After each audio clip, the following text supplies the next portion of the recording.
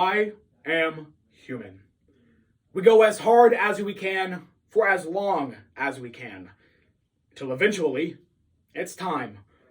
And for me, it's time. Those are the words spoken by former New Zealand Prime Minister Jacinda Ardern upon her resignation January this year. News 18 on January 19th, 2023 states she resigned, shocking her country and also the world. Getting elected as Prime Minister in 2017 as the youngest female Prime Minister the world has ever seen, she revolutionized the world of politics. The Washington Post on January 20th, 2023 states she was not only loved for her progressive policies, but for her character as well. Considering, The Guardian on January 19th, 2023 highlights the international acclaim she received with her handling of the Christchurch Mosque massacre, in which we saw 51 Muslim worshippers killed. We must examine what her departure means for the future of New Zealand. Leading us into today's question, that being, what will Jacinda Ardern's departure mean for the future of New Zealand? The answer, a more humane era of politics for the country. We can look at this through three reasons: overexertion of the Prime Minister, progressive policies, and compassion. Ardern resigned in January of this year, leaving her country shocked. Many people believe this main suspect was burnout, but she never outright stated why she resigned, leading us into our first reason as to how her departure could bring about a more humane era of politics: the overexhaustion of New Zealand prime ministers.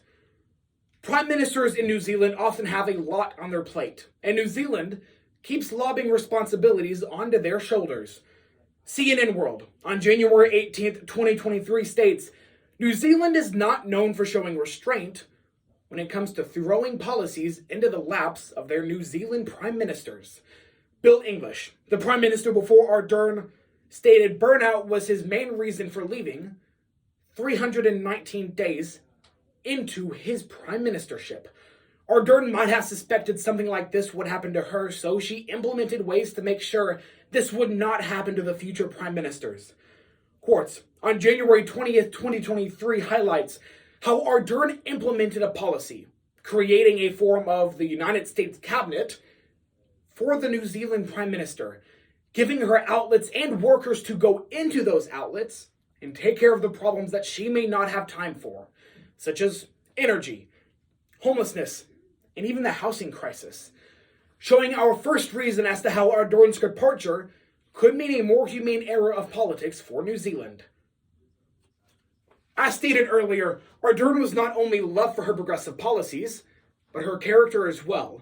It's through those progressive policies that she won the hearts of the people, because New Zealand isn't foreign to progressiveness in and of itself, showing us our second reason as to how Ardern's departure could mean a more humane era of politics, through the continuation of progressive policies.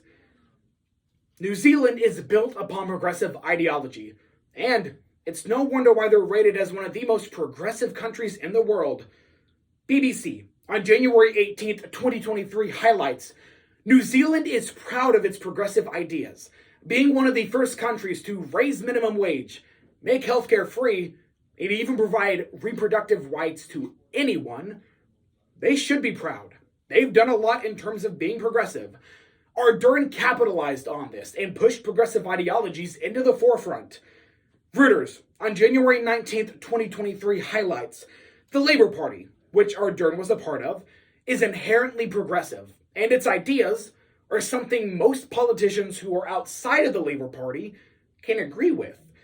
Ardern saw a lot of success by pushing these progressive policies, and future prime ministers are going to capitalize on her success, further pushing progressiveness into the country and making sure it stays there, showing us our second reason as to how Ardern's departure could mean a more humane era of politics for New Zealand.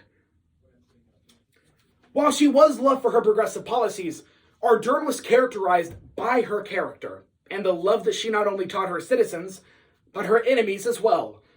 leading us into our third reason as to how Ardern's departure could mean a more humane era of politics, through compassion. Ardern, being as young and the woman she was, had a lot of enemies in the media.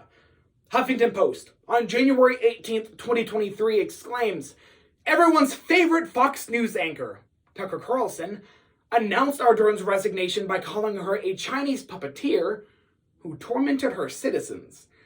While that is blatantly as far from the truth as it can be, that still shows something.